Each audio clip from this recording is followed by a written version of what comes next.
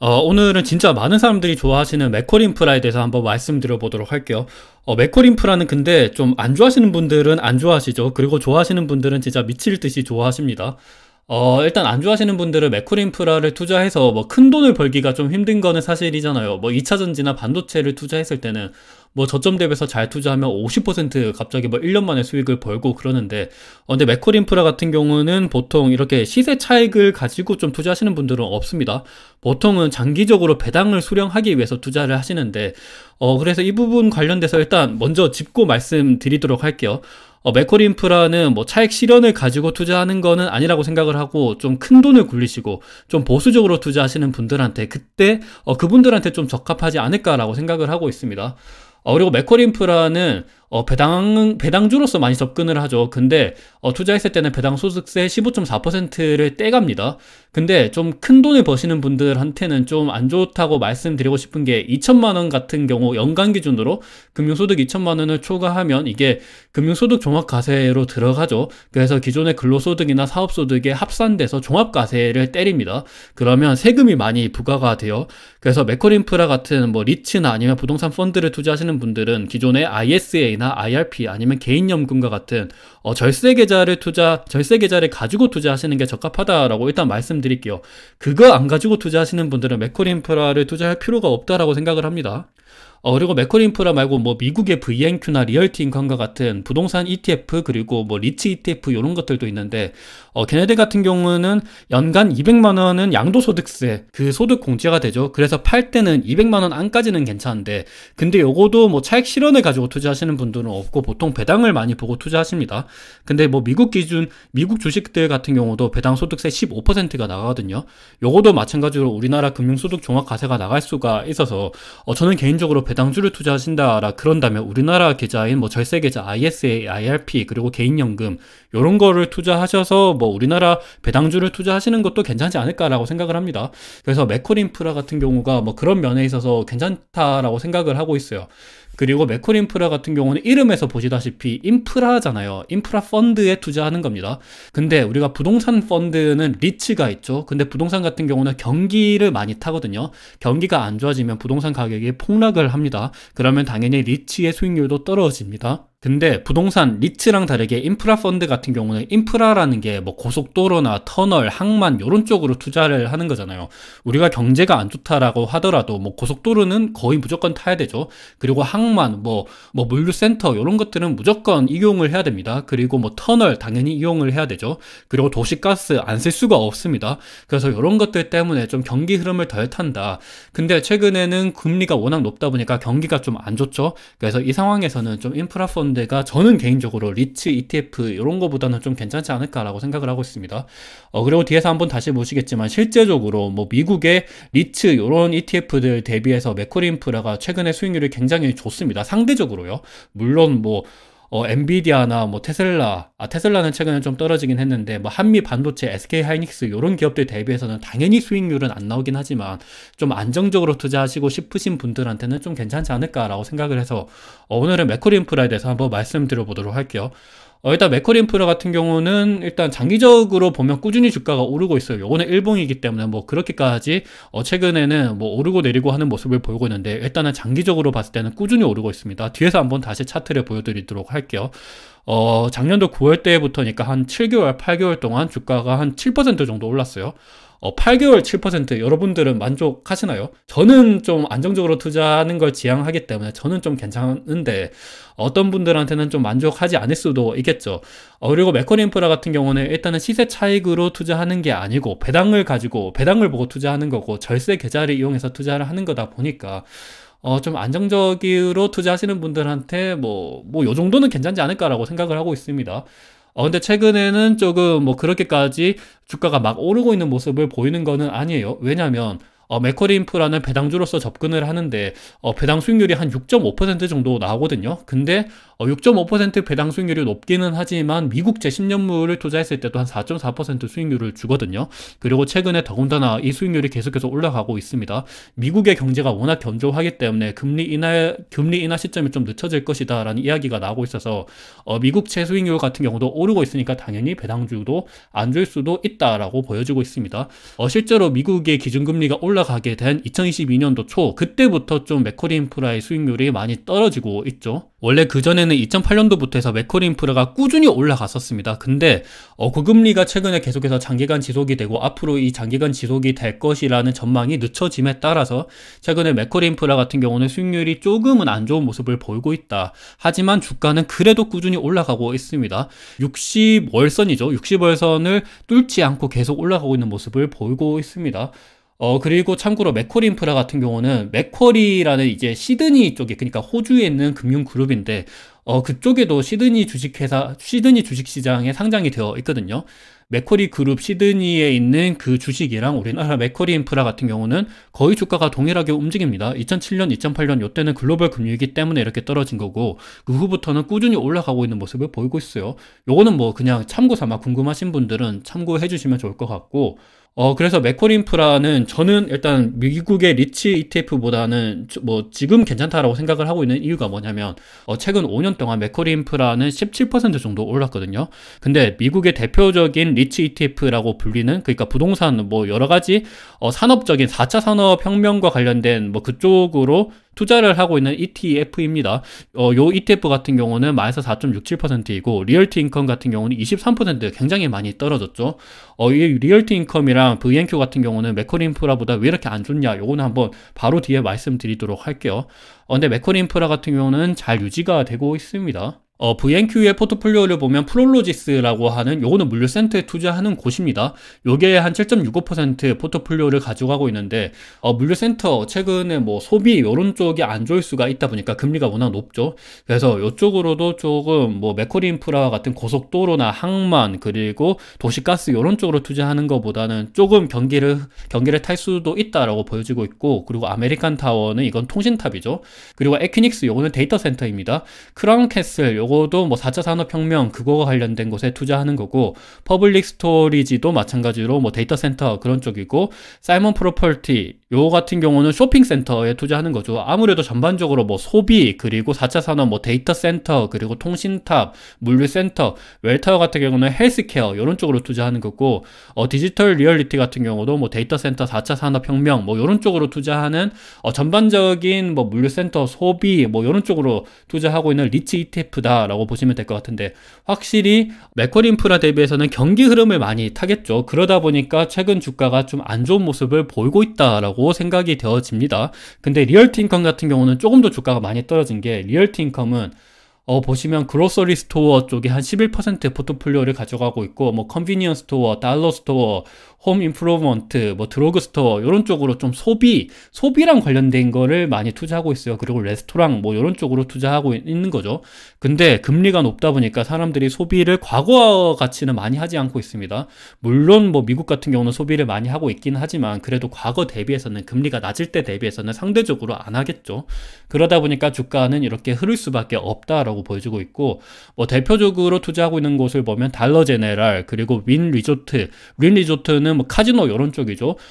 경기가 좋아야 카지노 가가지고 돈을 쓰겠죠. 그리고 그리고 달러 제네럴이랑 달러 스토어 뭐 이런 쪽 같은 경우는 최근에 별로 그렇게 좋지가 않습니다. 페덱스 같은 경우도 뭐 가이던스를 하향하겠다 뭐 이런 이야기가 나오고 있고, 월마트 같은 경우는 뭐 나쁘지 않긴 하지만 그래도 소비를 많이 안 하죠, 과거 대비해서는.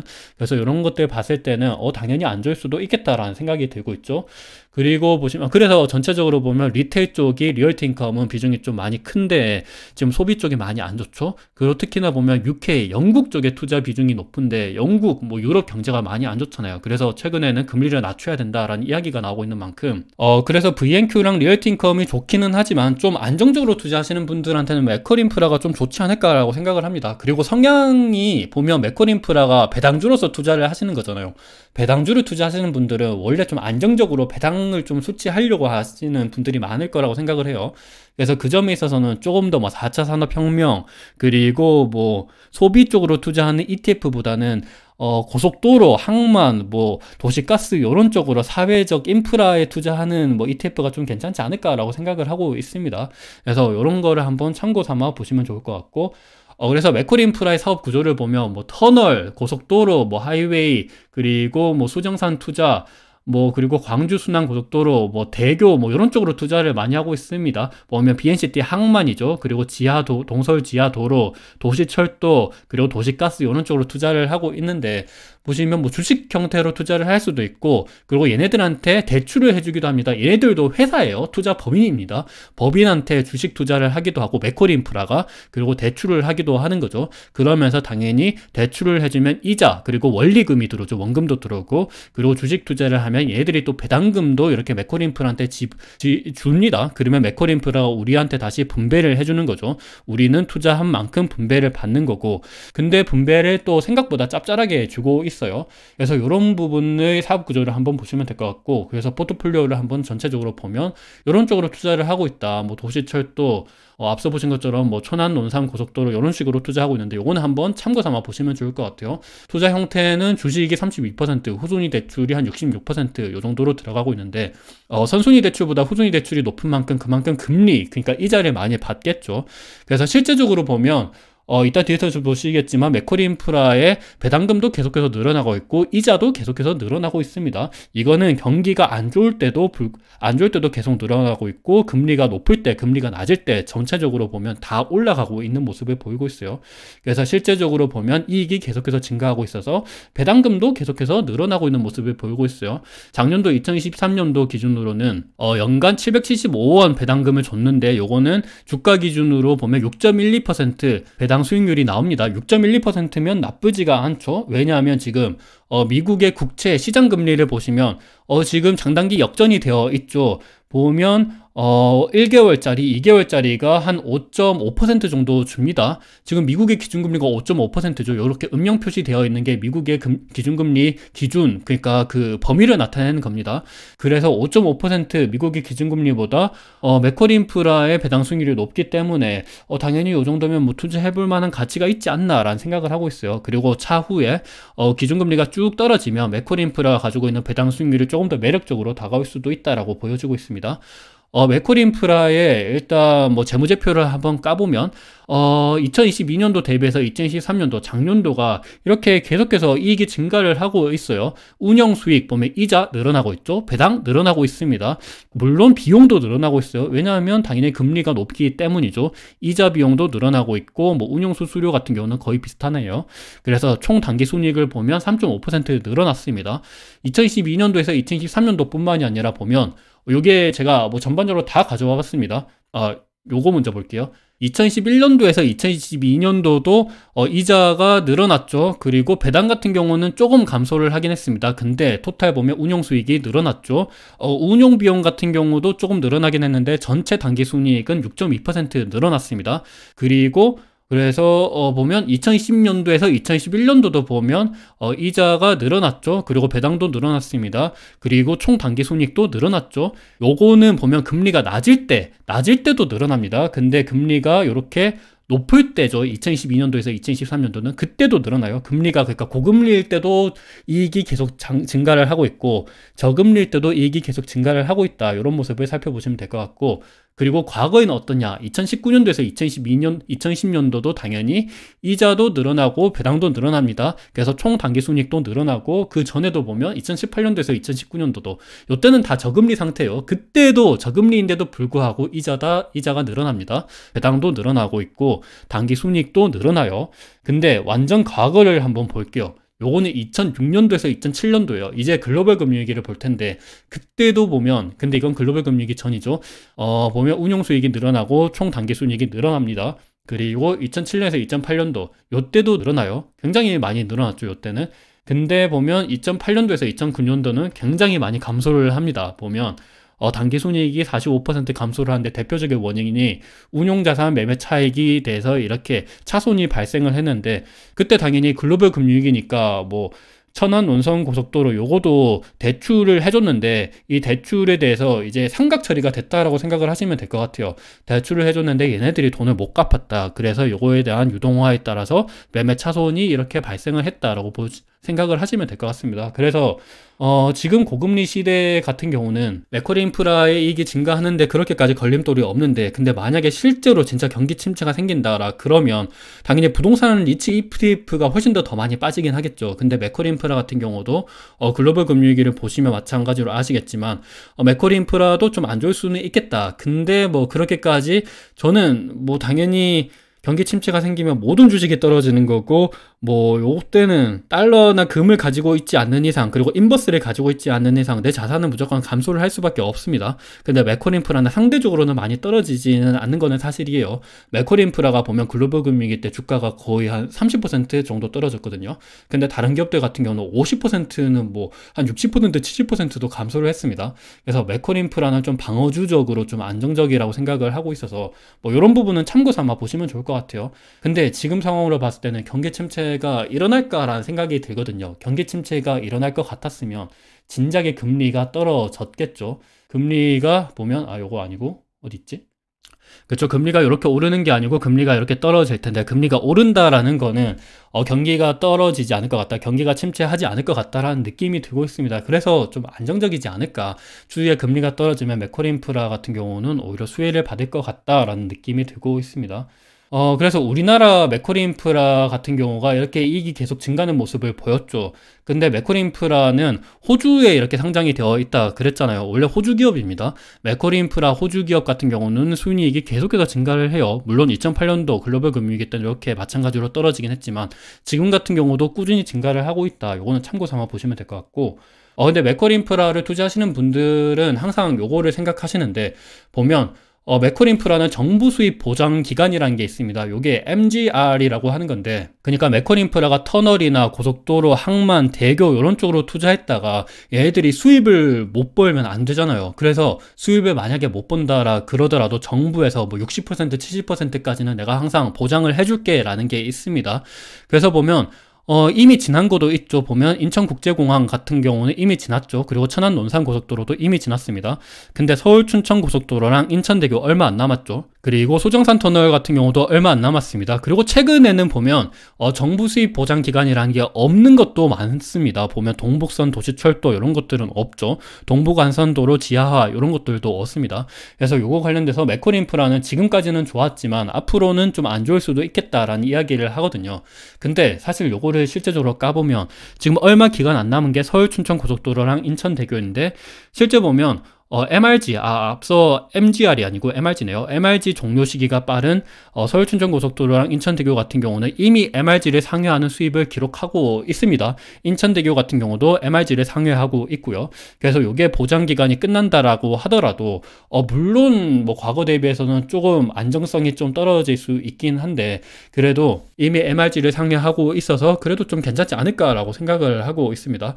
그리고 사실 MRG가 있음으로써 돈을 또 너무 많이 벌면 요거가 정부에서 또 환수도 해가거든요. 근데 환수를 안 할 수도 있다라는 점에 있어서 저는 좀 괜찮지 않을까라고 생각을 하고 있습니다.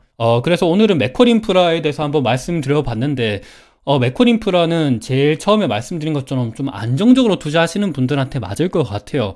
보면 2008년도 요때 2,900원이었는데 지금 12,660원이면 한 뭐 5배 정도 상승을 했죠. 5배 정도는 아니고 한 4배 정도 상승을 했죠. 근데 지난 15년? 요 정도 동안 한 4배 정도 상승한 거를 만족하시는 분들도 있겠고 만족 안 하시는 분들도 있을 거거든요. 왜냐하면 뭐 한비 반도체 그리고 엔비디아를 보면 뭐 1년 만에 굉장히 뭐 한 5배, 6배 이렇게도 상승을 하잖아요.